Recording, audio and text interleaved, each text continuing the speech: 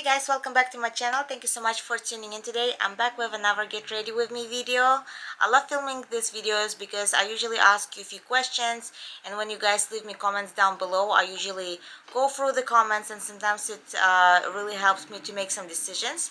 So today there are a few things on agenda that I would like to discuss with you, and I'm just going to be getting ready for the day. I'm going to do my everyday makeup, nothing special, something very simple because it's already 2 o'clock and Preston just left to pick up kids from school. I had a doctor's appointment earlier today for Aurora, and it was a little bit of stressful situation because of the shots that she had to have. So, I just want to keep it very simple and easy today. But before I continue this video, I would like to introduce you my partner for this video. It's the brand Dossier Perfumes. I work with them for a long time and I've been loving their products so far. They never disappoint, so I just want to tell you a little bit more about their brand. This is the brand that makes very affordable but very high quality perfumes.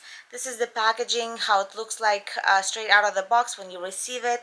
And when you open it,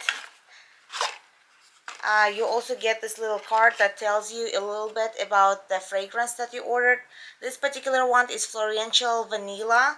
This is how the bottle looks like. This bottle is nice and heavy. The glass is very high quality, and they use very high quality magnet right here. You can see how strong it actually is. What I also love about their brand is that they use recyclable glass, and they also use very sustainable packaging. As you can see, the only plastic that they're using is the one that cap is made of. So I love brands that are very environmentally friendly. So top notes of this fragrance is mandarin, pear, pink pepper, and licorice. I love this fine mist that you get with this bottle, and I love most of their fragrances. This one is very nice. I actually have one of my favorites, which is Florential Almond. This is probably my second favorite because it's not too sweet and it's a little bit fresh and has a little bit of like fruity notes. And also what I love about Dossier, that they constantly run promotions. So their prices usually start with about $29 per bottle, which is much more affordable than what you pay in Ulta or Sephora for high-end brands. But if you do have high-end brand that you love, you can go to Dossier.com and find a fragrance that would be similar, that would be pretty much inspired by the fragrance that you guys like. So it's super easy, and then they keep it very high quality, and they keep their prices pretty affordable. And also they constantly run promotions, so more bottles you purchase, the more you save. So if you buy 3 bottles, you save 25%, as I remember. You can just go to their website and check it out.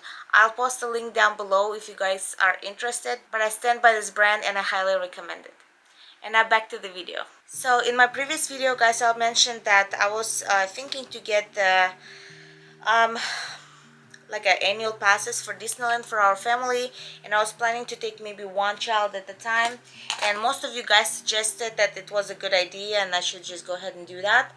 I was planning to do it, but on the day when we were going, I'm usually very like a last minute person. I don't like, every time when I make for some reason like a reservation way in advance, even like a week or 2 in advance, it's usually something happens on that day, or I don't get much rest, or it's just like, or the weather isn't nice, so it's like all kind of wrong.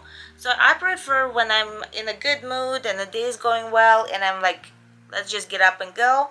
So it was one of those days when I decided to finally bite the bullet and purchase this Disneyland California Residence Magic Keys, I guess it's called now. It's not called annual passes anymore. So I'm supposed to have like a monthly payment, so you pay basically half up front and you basically pay throughout the year. So I did that and I made reservation. They actually had available reservations for the same day, and I was trying to decide who's coming with me, and I was trying to convince kids that whoever is not coming on Friday is basically coming on Monday. But there was no way. They agreed to it first, and then they changed their mind. They agreed to it again, and when I left the room, to start getting ready, I heard them fighting, like actually physically fighting. And when I came back to the room, they said that I don't want to wait till Monday. So, and anyway, we ended up going all together. So this idea about one child at a time, it might work in the future, but right now, since they haven't been in Disneyland for like 2 years, they both were so excited that it was just like no way. So I also I ended up renting scooter, and it actually worked out really good for that day. It was so much easier for me to walk around. So I ended up purchasing scooter from one of the people that I found on like OfferUp. It wasn't very expensive, and it's like a scooter that's 5-year-old scooter. It works pretty well. It's not as powerful as the one that you basically with brand new batteries when you rent them and things like that, but it's pretty good. It actually lasts me a whole day, and one of the times when me and my mom went, so it's been pretty comfortable so far. But I'm also thinking to purchase, there is a place, I think it's opening soon, it's called Sesame Place, and it's in San Diego. And I'm thinking about purchasing their annual passes, and the reason for that is because they have water park. So during summertime, I love taking my kids to the water parks. They love wave pools, they love slides, they love this splashing buckets, and overall it just gets very hot and not much to do for us because we don't participate in many sports yet. So I feel like it might be a good idea. I don't know if my mom is going to leave back to Russia during the summertime as she usually does. But anyway, it will be fun if we go all together, and it will be something for me to do if it's just me and the kids, if my mom goes back to Russia. So I figured that we might check out this new place, and I know that they have the Sesame Place in Philadelphia. I believe in Philadelphia. So guys, let me know if any of you actually went to Sesame Place there, if it's something that's worth a shot for us. I like that they have some like kiddie rides for the kids with very low high requirements. So I think it might be a good option for Cairo because they even have a roller coaster. And I was so excited that Disneyland has a little roller coaster in the Mickey Toontown. I was excited for him to do this roller coaster, but they actually closed it for refurbishment for, I believe, till 2023 at least, because they're putting a new ride in there. So I think that they're going to do some rides. They actually opening it, I believe, in like very soon. So I wanted to check it out, but let me guys know if you ever went to Sesame Place and if it's actually fun. We never watched Sesame Street with the kids, so I don't think they really know these characters. And since it's the part of SeaWorld family, every time when we went to SeaWorld, when we had their annual passes, kids had no idea what those characters are. So, but I don't think that they will really care for characters that much. I was just thinking, like, what place would have water park so I can just pay one time and not have to, like, I mean, I love Great Wolf Lodge, but you cannot get annual pass. Every time you go to stay in a Great Wolf Lodge, you gotta pay for the rooms. And although they run promotions constantly, but if you actually paying for it every time, it's way more expensive than just having like annual pass and some water park. And you can bring kids, I don't know, once a week, every 2 weeks at least. So I've been thinking about that. And last year and the year before, well, not the year before, the year before the pandemic started, we had Knott's Berry Farm annual passes, which is really good because you can do the rides during winter, and during summertime they have a water park, so you can enjoy both. But I noticed that Knott's Berry Farm rides are already getting a little bit like too small for the kids, and they're not as interested, and I feel like I'm getting a little bit tired of the same thing anyway. So I think this new Sesame Place might be a good alternative. But if you live in Southern California, let me guys know if you do have other suggestions. I was not able to find any other water parks other than Knott's Berry Farm and other than this Sesame Place. It used to be Aquatica in San Diego, and now they changed it to Sesame Place, and they added some rides to that as well. And I know like Six Flags has some water park, but Six Flags is just, you know, it's like more adult oriented, and also it's a little far from us. Like we live in the opposite actually side from it, on the opposite from LA side. So I don't know. So yeah, this is like a little update as far as the theme parks. I'm a big fan of theme parks. I know not everybody are, but I really am, because it's just super easy to take kids there. They always enjoy it. I enjoy it. It's the day when I'm not focused on like everyday life. I'm just focused on, you know, what's next to enjoy and how to make it fun for the kids, and it's just always fun for me. So I wanted to also give you updates about Cairo. I know a lot of people are asking if we're taking any medication for his ADHD, and we did give him some medications for like month and a half, and I hate the fact that I had to give him medication. I never give it to him to make my life easier, because I don't really think that he's that hyperactive. Like both my twins, they are hyper, but not, you know, it's like I'm used to it. The only thing that was bothering me is the fact that Cairo was just not doing very good in school, and he just doesn't pay attention. He cannot focus and things like that. So the medication was mainly just to retain his focus, so he would remember and memorize like things that teachers talking about, because he's nowhere near to be ready for for first grade next year.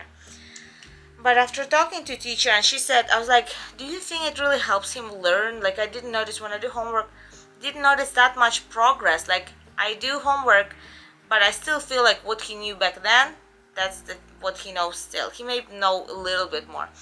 But anyway, she said that she doesn't think so either. And after that, I'm like, I'm just gonna stop giving him medication, because I thought it really helps him learning, but I don't think it does. So I actually went to have a behavioral therapy for him, and the lady was very nice, who works there. She actually gave me a few tips how to do homework with him to make it a little bit easier for him to like remain focused during, you know, give him like texture things, and like give him some objects to count, not just like paper and pen. So I'm gonna try that. And also she said they have another psychiatrist that has a son with ADHD, that maybe she will give us a little bit better recommendation as far as what to do. And also we're supposed to have like parent teacher meeting in the end of March, I believe, like March 25th or something like that, where this meeting is supposed to be in the end of February, but they ended up moving it to the end of March, because one of the either teacher or the school psychologist was not available. So anyway, we're just going to, after attending this meeting online, I'm going to see what they offer, like what kind of individual education plan can be put in place to make his school life easier. So with the help of the village, hopefully we'll figure something out. His teacher says that they're not holding anybody back this year because of the pandemic, but she said that he's definitely not ready for first grade. She said that she will mention it to their first grade teacher. And also another thing, I told her that I'm gonna try, instead of like focusing on keeping up with his homework, because I know there's a lot of things he just doesn't know, and it's just he's just not ready for it. So I purchased like a little preschooler book that starts from very beginning, just outlining the numbers and the letters, and starts from the beginning basically. So I told her that we'll probably try to do more of that instead of keeping up with all the homework. So she said that might be a good idea. And during this summertime, I'm planning to, work with him. So hopefully we will get back on track. So I think I'm going to wait and see what the new doctor says. I just thought like a previous doctor was just too fast to prescribe something, and it's just, I don't think it's gonna work for like my child, maybe for someone else, but I just didn't vibe with this doctor. So I'm hoping that I'm going to get referral for another doctor. I'm just going to try again. And I'm going to try to avoid medication, but if that's the only thing that works, we might, stick with it. We'll see. I don't know. I'm just a little bit lost with this whole thing. Every time I talk to the teachers about his progress, I'm starting crying.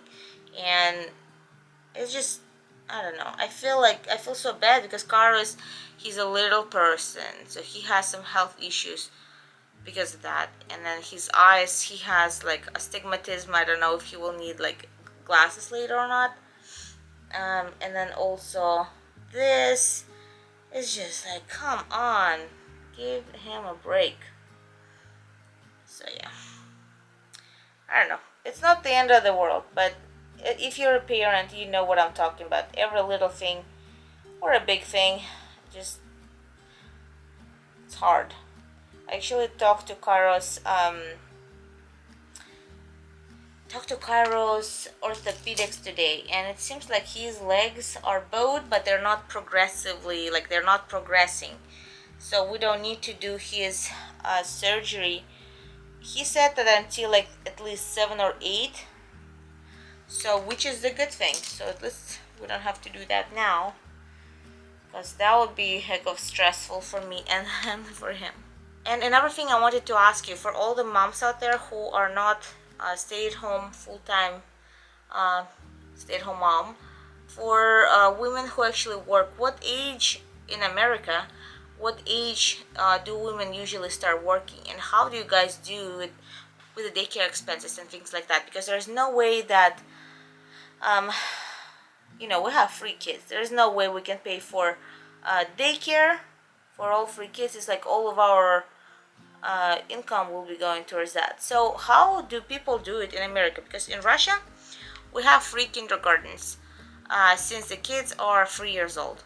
So usually moms staying, you basically, when you have a maternity leave in Russia, it's 1.5 years. And then they're supposed not to fire you if you want to stay home another 1.5 years, but you're not getting paid like the first 1.5 years. So people usually just stay at home till the child turns 3 years old, and then after that they go to work. And we have free kindergartens that basically watch your kid all day for free, or like for like a very minimum amount of money throughout the day. In America, it's totally different situation. I remember with twins, daycares were super expensive. Even now that they would be like half day, that daycare would pick them up after school, just way too expensive. I don't know if my mom's still gonna be here. I'm definitely not gonna leave her with the kids all day every day while I'm going to work. I feel like if I don't figure out the way with the daycares, I'm just probably going to be stay-at-home mom. It's not gonna make sense to work and only to pay for daycare. But at the same time, I would like to work someday, because right now, it's always like a financial struggle for everybody when there's just only one income. And my husband works for Amazon, so it's not the most,